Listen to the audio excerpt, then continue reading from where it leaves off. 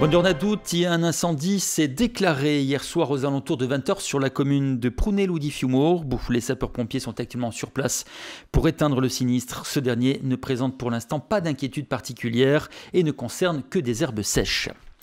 Le bras de fer entre les services de l'État et les paillotiers et l'hôtellerie s'intensifie. En effet, le procureur de la République d'Ajaccio, Éric Bouillard, le comité départemental antifraude ont mené une action ciblant plusieurs établissements qui ont installé transat et autres structures sur leur plage, malgré un refus d'autorisation d'occupation du territoire par les services de la préfecture. Plusieurs gendarmes ont ainsi procédé dans plusieurs établissements de Portivecchio et de Lecce à la saisie de plusieurs dizaines de transats, à la fois sur les plages mais également dans les établissements eux-mêmes. Pour le procureur, il ne s'agit là que d'une stricte application de la loi. Éric Bouillard estime que le temps de la pédagogie et de la conciliation est désormais passé. Aujourd'hui, le PADUC doit s'appliquer dans la préservation du domaine public maritime. On l'écoute. C'est une opération de contrôle comme il en existe tous les jours. Simplement, cette fois-ci, été adjoint les services de la direction départementale de la cohésion sociale et de la protection des populations qui ont le pouvoir, sous mon autorité, de procéder à la consignation du matériel qui est utilisé pour occuper l'espace public. Ce qui a été fait sur deux paillotes qui utilisaient la plage pour y déposer pour l'une une cinquantaine de transats qui étaient loués et pour l'autre 30 transats. La première est à Lecce et la deuxième à Palombage. Le message que vous avez voulu envoyer à travers cette action, c'était quoi ? Il n'y a pas de message particulier puisque le message a déjà été donné à tous depuis longtemps, à savoir qu'il y a une réglementation qui a été mise en œuvre, que les choses ont été expliquées depuis longtemps et qu'on est passé aujourd'hui dans une phase de contrôle par la justice, qui vont être soit une phase de verbalisation et ou, comme je l'avais indiqué d'ailleurs, une phase de consignation des transats ou en tout cas du matériel qui occupe le domaine public maritime. Une application de la loi selon vous donc ? C'est tout simplement l'application de la loi. Elle est connue de tous, elle n'est pas acceptée de tous, mais elle est acceptée de la plus grande majorité puisque je mets aujourd'hui 4 commerçants récalcitrants sur la cinquantaine de personnes qui se sont vues concernées par le changement de réglementation.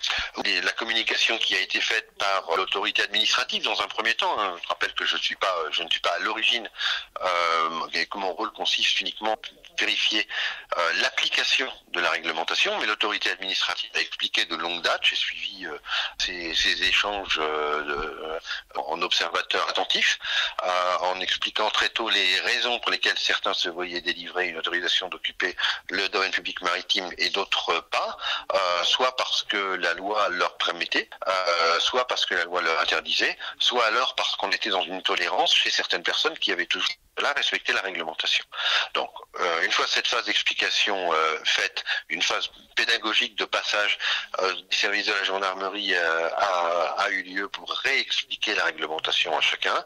Et puis enfin, on avait indiqué, c'est ce qui s'est passé depuis le 1er juin, qu'on arriverait à une phase de verbalisation. Et depuis un peu avant même, puisque depuis une semaine maintenant, cette verbalisation est entrée en vigueur et 4 établissements plus particulièrement sont concernés. Consignation du matériel, ça veut dire quoi ? Ça veut dire que le matériel est retiré de la plage, qu'il est conservé pendant un mois, que le juge qui sera saisi pourra décider de confisquer ou pas ce matériel, et ça veut dire que le commerçant en est tout simplement privé pendant cette durée. C'est une mesure conservatoire. Cette phase de conciliation, elle a déjà eu lieu. Après, ça c'est pas quelque chose qui est de mon ressort. On ne peut pas concilier l'application de la loi. Elle s'applique ou elle ne s'applique pas. Ce qu'il demande, c'est que l'État les autorise aujourd'hui à ne pas respecter la loi. Ce qui, à mon sens, n'est pas possible de la part de l'État, ce qui n'est certainement pas possible de ma part. Mais leur demande de conciliation, c'est tout simplement une demande de tolérance pour que la loi ne soit pas encore respectée cette année. Et je crois que tout le monde est avisé depuis maintenant longtemps, le fait que cette année, le PADUC entre dans sa phase la plus restrictive, la plus sévère. Tout le monde le sait, tout le monde le savait depuis longtemps, et c'est cette mise en œuvre qui gêne certains. En petit nombre, je le rappelle. Il s'agissait du procureur d'Ajaccio, Éric Bouillard. Côté socio-professionnel, une réunion a eu lieu au sein de la mairie de Porto-Vecchio afin de déterminer les suites à donner à cette opération. Des socio-professionnels qui dénoncent une justice à deux vitesses. Malgré la saisie du matériel, ils sont déterminés à continuer leur activité avant même la réunion entre la préfète et le maire de Porto-Vecchio ce jeudi. Le collectif revient également sur le positionnement de l'exécutif de Corse. On écoute à ce sujet César Philippi. On attendait une réponse de l'État à des questions qui ont été posées à l'intérieur de la conférence de presse, celle du Sofitel, celle de la propriété d'Assaut et celle du Club Méditerranée. Et aujourd'hui, l'État nous a répondu clairement, mais sur notre point, c'est-à-dire qu'il n'a que faire des débordements, des dépassements des grands groupes. Par contre, il s'intéresse de très près en jetant le bébé avec l'eau du bain en ce qui concerne les Corses. La réponse a été très claire aujourd'hui et en se servant partant d'un article qui normalement est verbalisé par un garde champêtre, envoyé le procureur, son adjoint et 80 gendarmes pour enlever des paillotes. C'est ce que normalement un vendeur à la sauvette, il est contrôlé par un garde champêtre. Voilà toute la différence. Vous dénoncez aujourd'hui donc 2 poids 2 mesures, mais sur cette occupation du domaine public maritime, vous répondez quoi? L'occupation, une occupation on a demandé à ce que ceux qui avaient été injustement sanctionnés par des PV qu'on conteste, qui ont été pensés à l'avance pour justement supprimer des AOT sur palombage, alors que je rappelle que palombage, quoi qu'en disent certains médias, il ne s'agissait même avec ces dépassements que de 7% de l'occupation de la privatisation de la plage, entre guillemets, 7%, okay, alors que le décret plage autorise jusqu'à 20%. Donc là, on focalise sur Porto-Vecchio, bien sûr, et sur palombage en particulier, et la preuve n'a pas été faite que les PV étaient valables. On a fait des recours gracieux qui n'ont jamais été examinés à ces PV qui sont plus que contestables sur la forme et même sur le fond. Voilà. Et en plus, je dirais on conteste justement le traitement inégal, parce que si on poursuit à ce niveau-là, en mettant sur le dos du PADUC, encore une fois, où l'exécutif a été clair et a levé toute ambiguïté en disant que sur le PADUC à terme, pas dans la précipitation, pas dans l'urgence, mais les plages naturelles fréquentées seraient corrigées, voilà, parce que nous, on n'a que ça, on n'a que des plages naturelles ou naturelles fréquentées, on n'a pas de plages urbaines ou semi-urbaines. Il n'y en a pas. Nous, on n'a pas de plages urbaines ou semi-urbaines, on n'a que des plages naturelles et naturelles fréquentées. Et l'exécutif, à terme, comme le prévoit la loi, s'engage à modifier le PADUC, si besoin est, pour apporter un correctif sur les plages naturelles fréquentées et sur le pourcentage.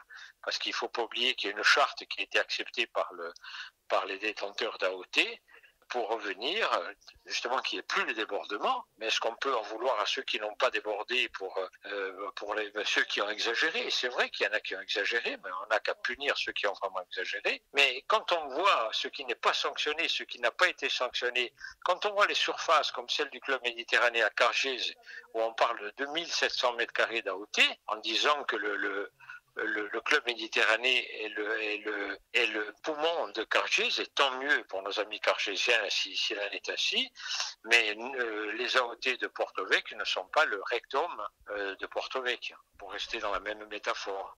Il s'agissait de César Philippi pour le collectif des socioprofessionnels. Et puis un sondage publié ce mardi par Ipsos pour Europe Assistance nous donne une indication sur la saison touristique qui commence.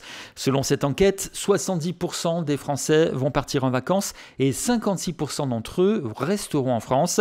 Si la Côte d'Azur sera cette année encore la première destination touristique, la Corse se place sur le podium en 3e position derrière la Bretagne. Notons qu'en moyenne 2200 € seront dépensés par foyer, ce qui représente une augmentation de 10% par rapport à l'année dernière. Une enquête plutôt encourageante pour les professionnels du tourisme insulaire. En culture, le groupe Atala retrouve le chemin de la création et vient de sortir un CD 2 titres. Le groupe aux chaleureuses voix de l'Altarock revient ainsi sur le devant de la scène avec 2 chansons emplies d'émotion et d'engagement. Des retrouvailles avec le public qui perdureront au cours d'une tournée estivale. Nous avons rencontré Antoine Stromboni pour Atala, nous l'écoutons. Alors c'est un album un petit album de 2 titres pour le moment, qui, je l'espère, rappelle un album complet. En tout cas, c'est en gestation, on en parle beaucoup. C'est un album qui s'appelle Eddie, qui est donc le titre d'un des deux titres qui sera sur cet album. Atala qui a donc travaillé sur ce nouvel album. Il y avait eu un petit temps de mise en sommeil, y compris du groupe, et puis aujourd'hui vous revenez encore plus fort. Encore plus fort, je ne sais pas. En tout cas, on revient. C'est déjà une chose qui nous fait plaisir, parce que Atala, d'abord, c'est un groupe d'amis et on est réunis autour du chant. Donc de pouvoir rechanter ensemble, c'est quelque chose qui nous fait vraiment plaisir. Et on va faire nos premières scènes. C'est quelque chose qu'on nous demandait beaucoup. Et on est très heureux aujourd'hui de pouvoir se produire devant ce public. Donc un album 2 titres. Quels sont les 2 titres que l'on va retrouver sur ce disque? Alors nous allons retrouver Eddie, qui est une chanson composée par Marco Valentini et écrite par Saverio Valentini. Et on va retrouver la chanson Cinared, écrite par Cece Lanfranchi, sur une idée du compositeur Ivan Giovannangeli. La première, Cinared, est une chanson très personnelle. Je pense que vous la découvrirez, elle parle d'elle-même. C'est quelqu'un qui était cher au compositeur de la chanson. La chanson Eddie, c'est une chanson engagée et qui rappelle une époque, avec un peu de nostalgie, une époque de notre histoire qui a beaucoup marqué les esprits. Atala, c'est aussi ces voix du Sud, ce parler du Sud, c'est important. Oui, c'est vrai que sans vouloir entrer dans un conflit nord-sud, c'est quelque chose qui nous tient à cœur, de pouvoir mettre en avant notre parler de manière poétique, je dirais. Donc c'est vraiment cette histoire d'amitié qui reprend, parce que vous avez dit Atala, c'est un groupe d'amis. Il y a une tournée qui se prépare aussi. Voilà, il y a une tournée. Pour l'instant, c'est une tournée pour cet été. On a 6 ou 7 dates. Je n'ai même plus en tête trop le chiffre précis. On va d'abord principalement tourner en église pour une question de logistique. C'est quelque chose de plus simple. On tourne principalement dans le sud et on espère continuer notre tournée cet hiver en allant un petit peu plus loin et l'été prochain peut-être faire des scènes un peu plus complètes avec musiciens et de vraies scènes. Il s'agissait d'Antoine Stromboni pour le groupe Atala. On se quitte avec les prévisions météo.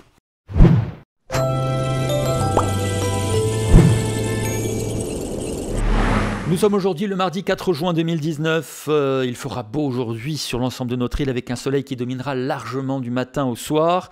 Un petit vent d'ouest modéré sur l'extrême sud en cours d'après-midi, d'est, nord-est en cours de nuit. Le vent sera faible par ailleurs, avec des températures qui sont désormais agréables. On peut dire qu'on rentre peu à peu dans l'été. Il serait temps, 23 degrés quand même pour Bunivad, où il fera 27 degrés pour Portivit ou Prupia, mais également Corti, Bastille, à 26 pour Aleria, 25 pour Calvi, Lisula et Ajaccio. Très agréable donc. Voilà ce qu'on peut dire sur l'actu ce matin sur Alta Frequenza. Merci pour votre fidélité. Buona mattinata a tutti.